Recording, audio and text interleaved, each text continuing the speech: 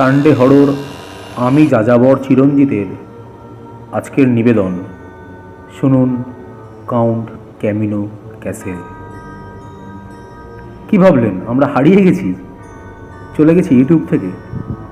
না না, ঠিক ব্যাপারটা সেরকম নয়। দেখুন, আমি আমার নিজের লেখা গল্প ইউটিউবে প্রকাশ করি, আর এই লিখে উঠতে বেশ খানিকটা সময় লাগে। তারপর আছে এডিটিংয়ের একটা বড় ধাক্কা। আজকে কুশলও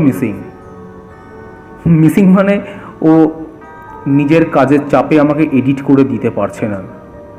ফলে আমাদের এই যে টোটাল সেট আপ চেঞ্জ হওয়াতে বেশ খানিকটা সময় চলে গেল। তার জন্য আপনাদের কাছে ফিরে আসতে আমাদের অনেকটা সময় লেগে গেল। এর জন্য আমরা আমাদের চ্যানেলের পক্ষ থেকে ক্ষমা প্রার্থী। শুনুন আজকের গল্প কাউন্ট ক্যামিনো ক্যাসেল। গল্প লেখা ও পাঠে আমি চিরঞ্জিত। শুনুন কাউন্ট ক্যামিনো ক্যাসেল। পিটার যখন টেলিগ্রামটা হাতে পেল তখন সে জীবন ধারণের জন্য লন্ডনের রাস্তায় রাস্তায় মাদারির খেলা দেখিয়ে বেড়ায়।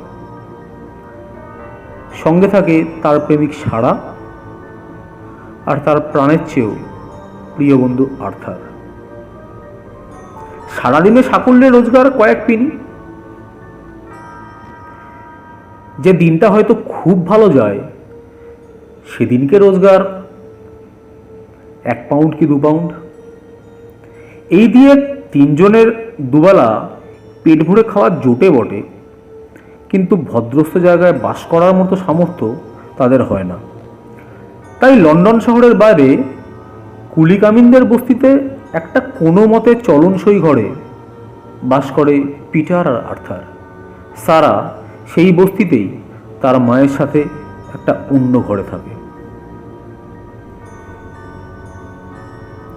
সেদিনটা ছিল বৃষ্টি স্নাত স্যাঁতস্যাঁতে আবহাওয়া। সারা আকাশ জুড়ে ঘন কালো মেঘের ঘনঘটা। এমন আবহাওয়ায় ফুটপাতে খেলা দেখানো সম্ভব না বুঝে গায়ের কম্বলটা আর একটু বুকের কাছে টেনে নিয়ে পিটার চোখ বোঝে। আর্থার গেছে সামনের দোকান থেকে ব্রেকফাস্ট আর চা আনতে। তাদের ঘরে রান্না বান্নার কোনো ব্যবস্থাই নেই। হঠাৎ আর্থারের ডাকে চোখ মেলে বেডের সামনে পিটার দেখে আর্থার দাঁড়িয়ে আছে। তার হাতে ধোঁয়া ওঠা দুখানা চায়ের পেয়ালা। আর্থার বলে, আরে পিটার, ওঠো ওঠো, দেখো কাকে সঙ্গে করে নিয়ে এসছি। পিটার একটু বিরক্তির সঙ্গেই উঠে বসে। এমন দিনে কোথায় একটু শুয়ে থাকবে তা না, উটকো লোকের যত ঝামেলা।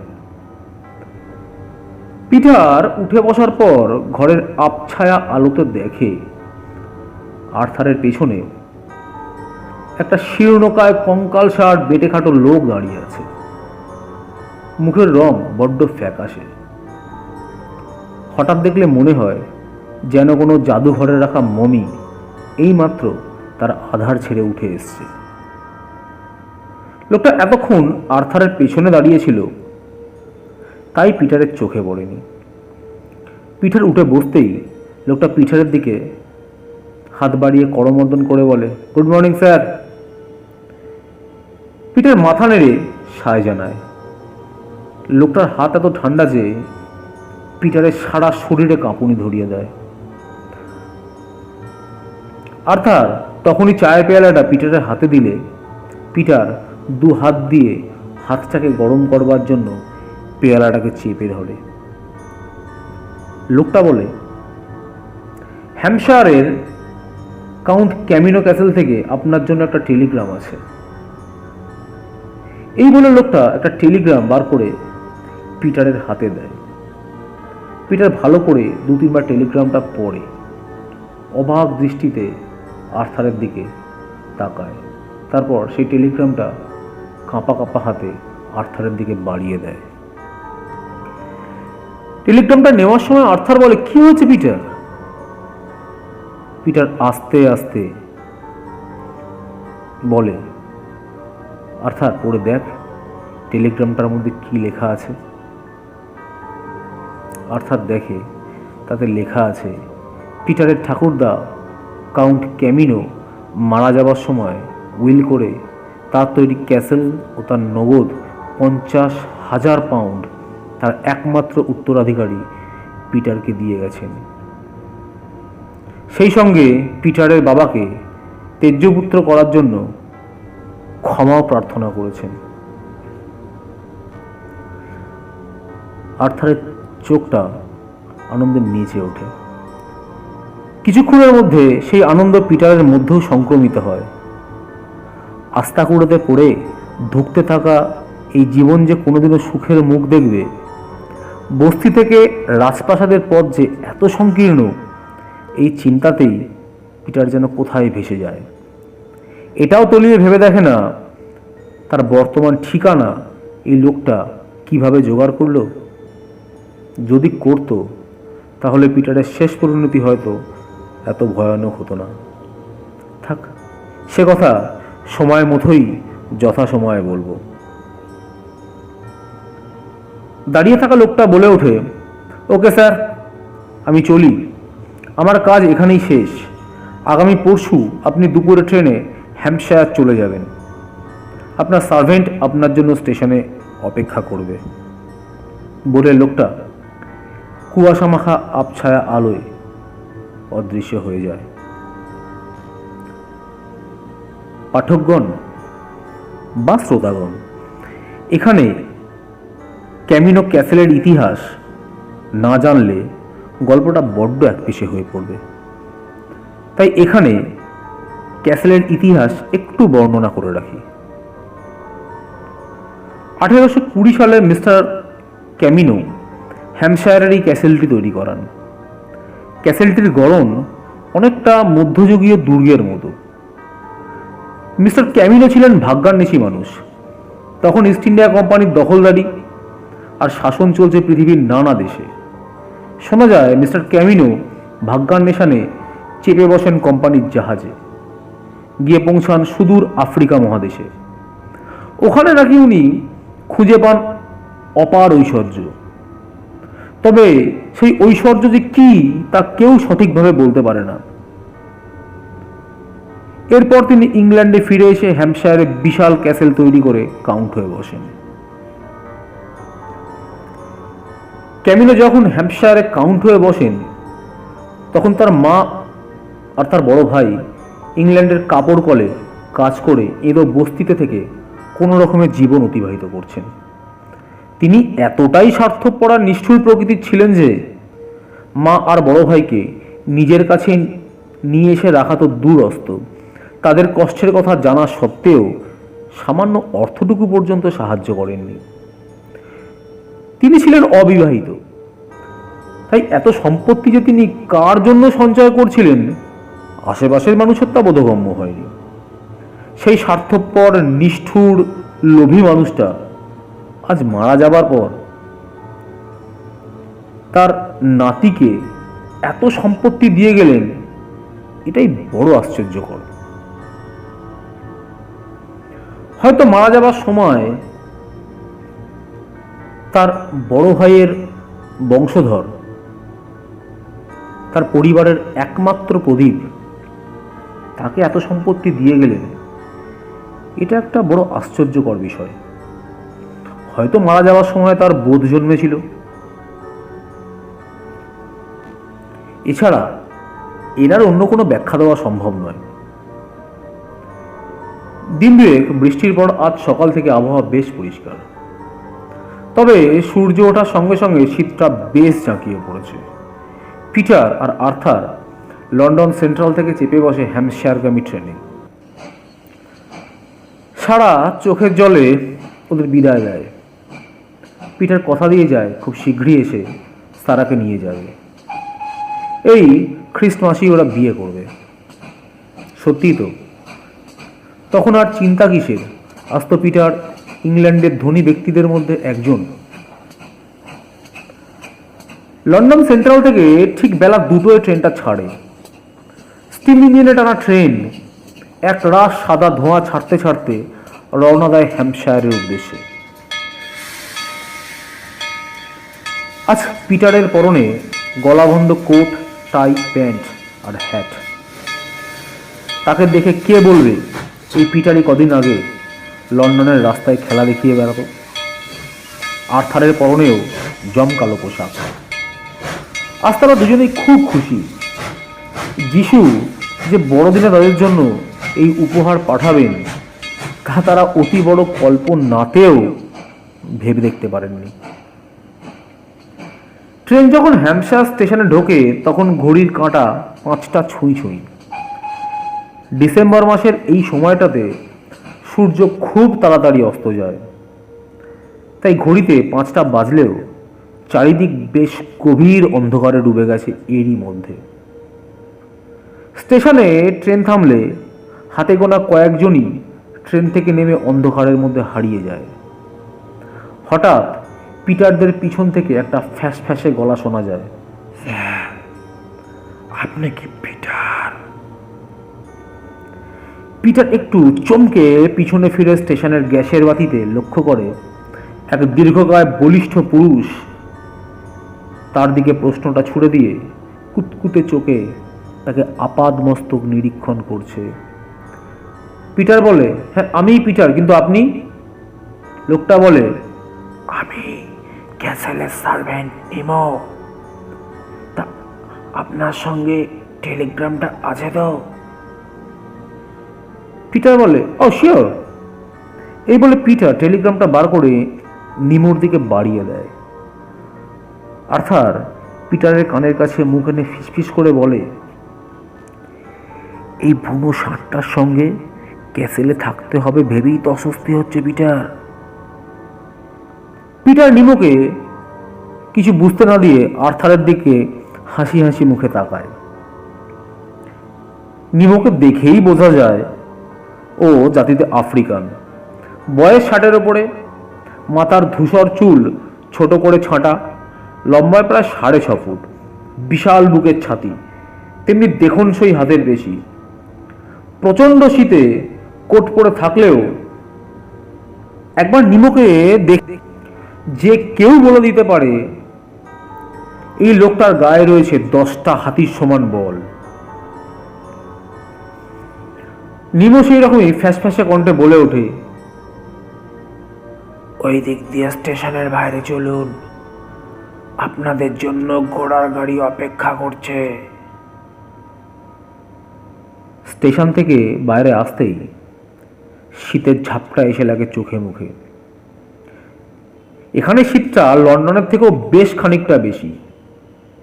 নিমো একটা ঘোড়ার গাড়ির সামনে গিয়ে দরজা খুলে দেয়। পিটাররা উঠে বসলে নিমো দরজা বন্ধ করে দিয়ে সামনে কোচওয়ানের পাশে গিয়ে বসে, আর সঙ্গে সঙ্গে গাড়িটা ছুটতে শুরু করে দেয়।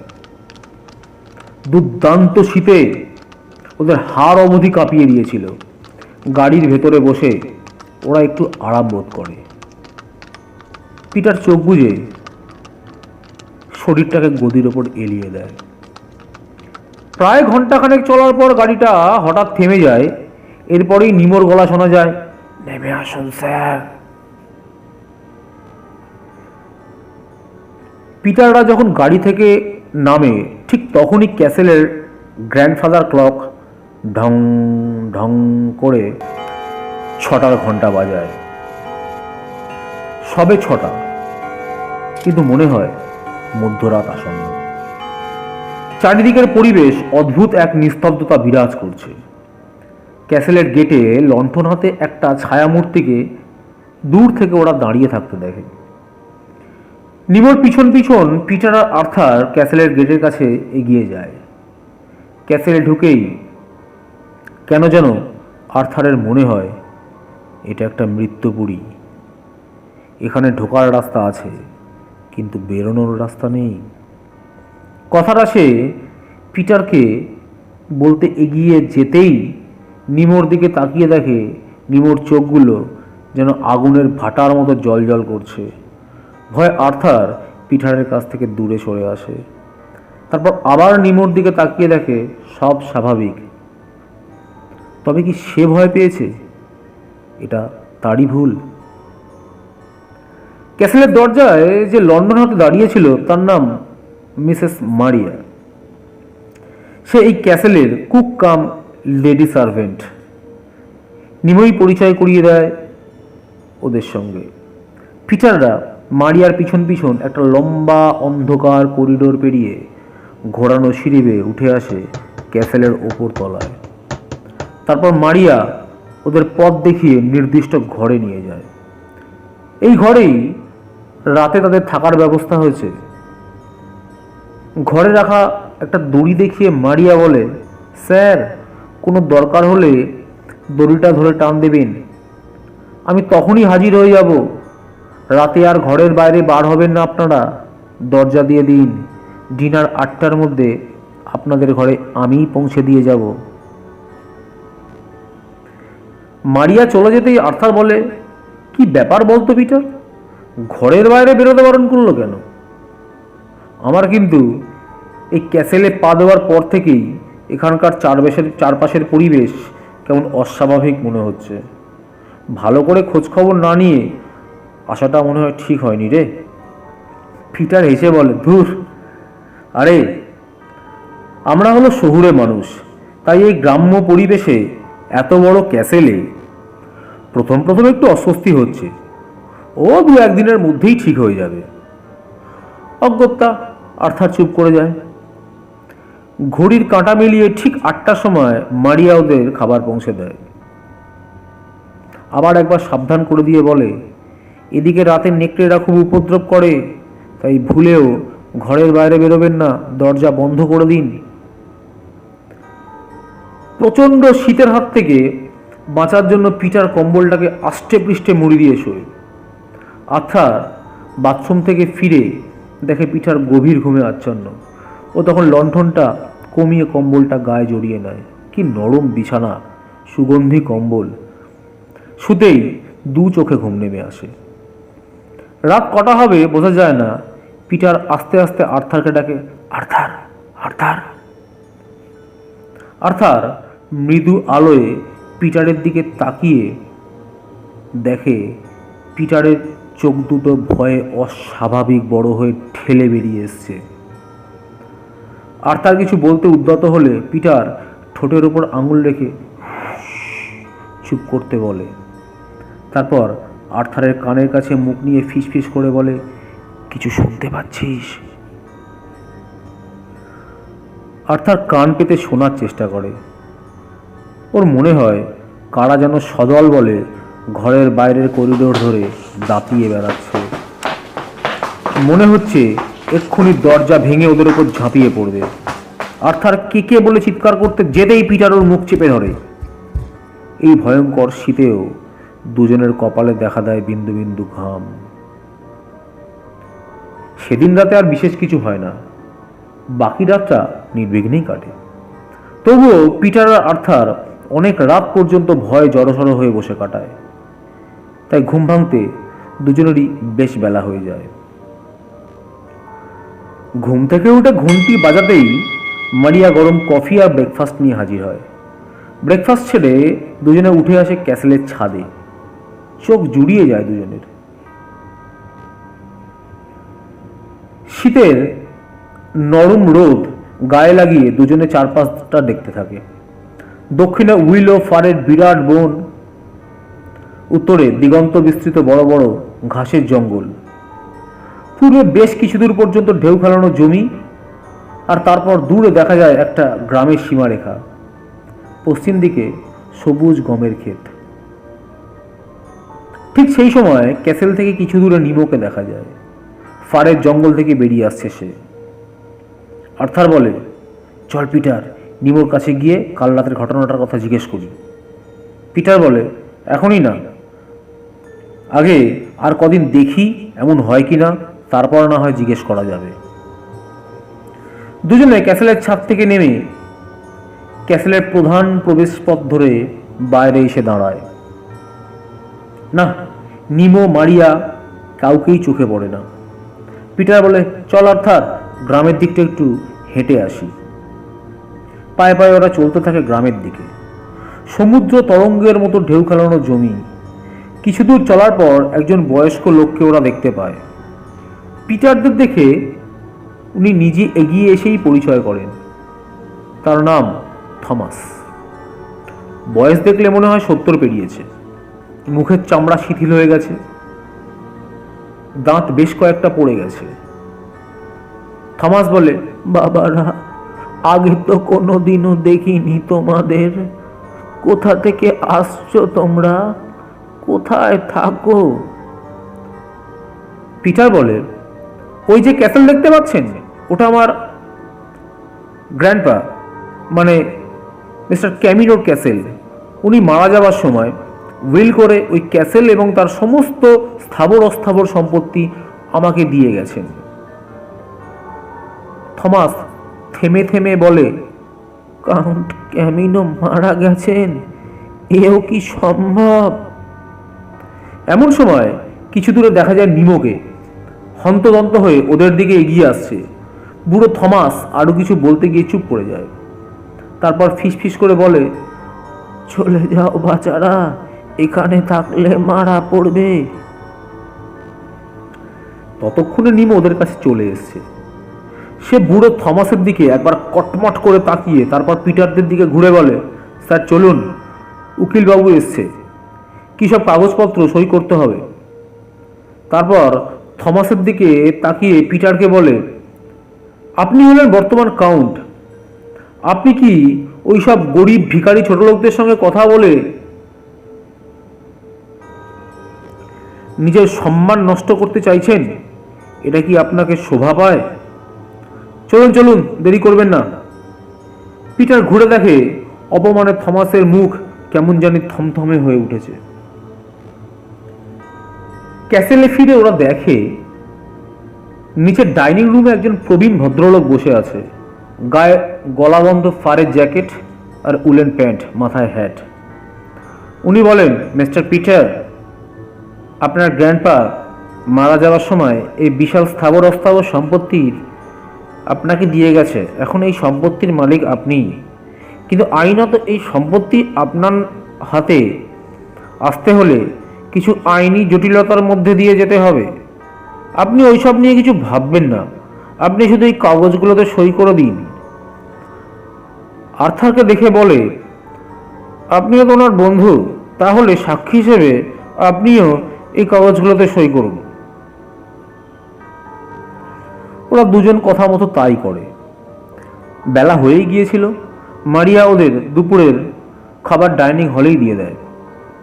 খাবার পর ওরা ক্যাসেলটা ঘুরে ঘুরে দেখে। উপর নিচ মিলিয়ে 20টা প্রায় ঘর। ক্যাসেলের চারকোনা 4টে মিনার ছাদ ছাড়িয়ে ওপরে উঠে গেছে। মিনারে ওঠার জন্য ঘোরানো সিঁড়িও রয়েছে। বেশিরভাগ ঘরই বড় বড় তালার সাহায্যে বন্ধ করা। যে কটা ঘর খোলা আছে তার কোনোটাতে জীবজন্তুর মাথা ও তার শরীর স্টাফ করে রাখা আছে। কোনো ঘরে বা মধ্যযুগীয় অস্ত্রশস্ত্র বোঝাই। ঘুরতে ঘুরতে ওরা বারান্দার শেষ প্রান্তের ঘরটার সামনে এসে দাঁড়ায়। এই ঘরটাও বন্ধ, কিন্তু বন্ধ ঘরের উপর থেকে কেমন একটা ঝাঁঝালো গন্ধ ভেসে আসছে। আর্থার বলে, পিটার, কিসের গন্ধ বলতো ওটা? জানলার খড়খড়িগুলো দেখব। এই বলেই আর্থার জানলার দিকে এগিয়ে খড়খড়িতে চাপ দেয়। ঠিক সেই সময় কোথা থেকে নিমো এসে হাজির হয়।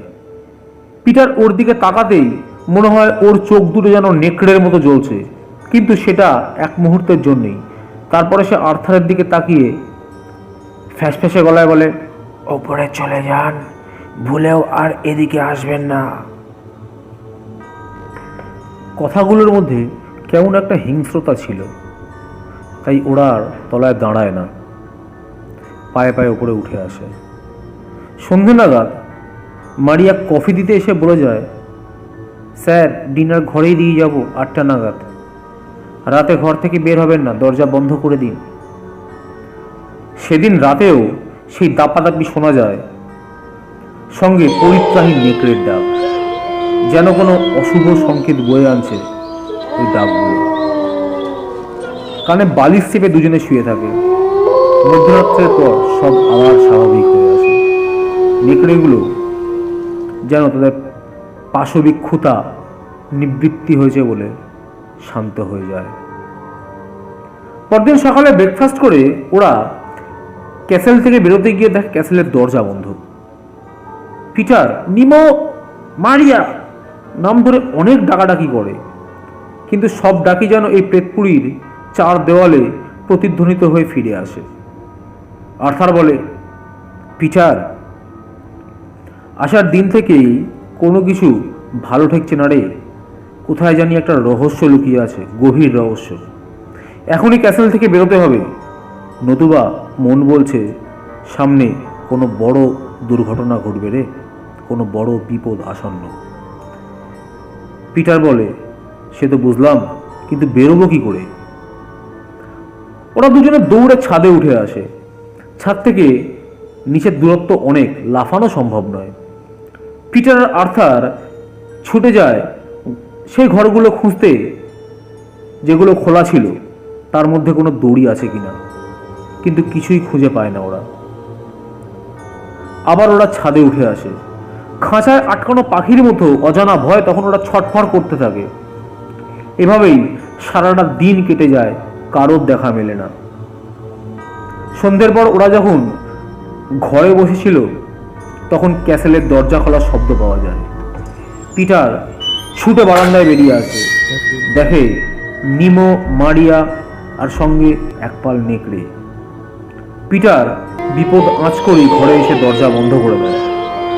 নেকড়ের ডাক সারা ক্যাসেলে প্রতিধ্বনিত হয়। এরপরই দরজায় টোকা পড়ে, প্রথমে আস্তে, তারপর একটু জোরে, তারপরে দুম দুম করে। নিমো সেই ফ্যাসফ্যাসে গলায় বলে, স্যার, খাবার এনেছি, খেয়ে নিন। পিটার চিৎকার করে বলে, লাগবে না খাবার, আমাদের খিদে নেই। নিমো বলে, তা বললে কি হয়, শেষ খাবার খেয়ে নিন। ভেবেছিলাম আর কদিন রাজসুখ ভোগ করুন, তারপরেই না হয় বলি দেব, কিন্তু অতিরিক্ত কৌতূহলী এত তাড়াতাড়ি আপনাদের মৃত্যু ডেকে আনছে। খেয়ে নিন, খেয়ে নিন। আমার মালিককে জাগানোর সময় হলো, আপনার রক্ত দরকার তো। পিটার আর আর্থার ঠক ঠক করে কাঁপতে থাকে। কি বলছে নিমো এসব? ওদিকে দরজার ওপর তোর চাপ বাড়তেই থাকে, মনে হয় এক্ষুনি দরজা ভেঙে পড়বে। ঠিক তখনই জানলা দিয়ে দুজনে দেখে সার সার মশাল অন্ধকারের বুক চিরে ক্যাসেলের দিকে এগিয়ে আসছে।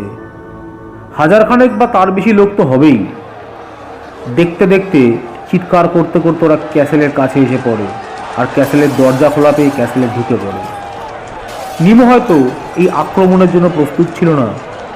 বেশ কিছুক্ষণ পর চিৎকার থামলে পিটারদের দরজার বাইরে শোনা যায় বুড়ো থমাসের গলা। ওরা দুজন দরজা খুলে বেরিয়ে আসে।